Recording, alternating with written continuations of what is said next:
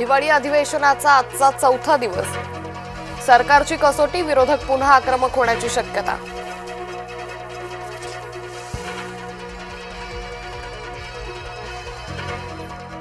भाजपा प्रदेशाध्यक्ष रवींद्र चव्हाणांनी घेतली अमित शहांची भेट. आगामी निवडणुकांच्या पार्श्वभूमीवर चर्चा झाल्याची सूत्रांची माहिती. महायुतीच्या सर्व आमदारांसाठी मुख्यमंत्र्यांची ब्रेकफास्ट डिप्लोमसी. आगामी निवडणुकांसंदर्भात आमदारांना महत्त्वाच्या सूचना दिल्याची सूत्रांची माहिती. मुंबईत शिवसेनेनं मागितल्या 227 पैकी 90 ते 100 जागा. महसूल मंत्री चंद्रशेखर बावनकुळे यांची माहिती. आगामी मनपा निवडणुकीसाठी महायुतीचा फॉर्म्युला ठरला.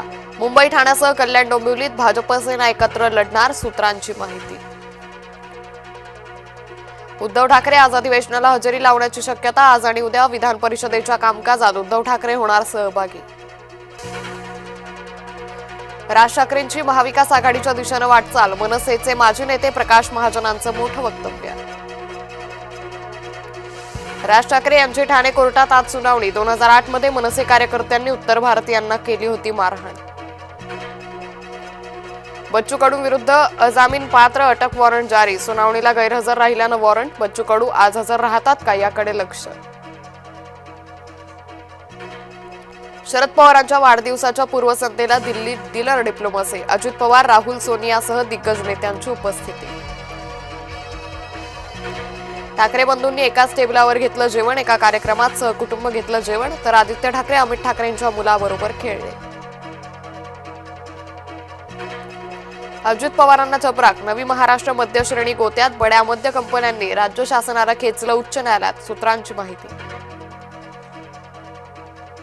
नागपूर विधान भवन परिसरात भटक्या कुत्र्यांचा धुमाकूळ. कुत्र्यांना पकडण्यासाठी पोहोचले पालिकेचे कर्मचारी.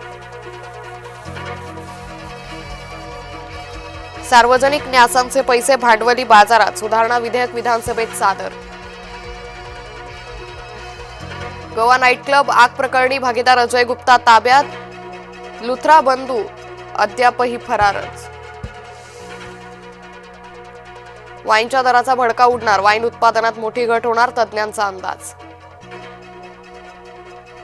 नागपुरात अवैध होर्डिंग्स विरोधात कारवाई. शहरातून 2000 अवैध होर्डिंग्स मनपानं काढली.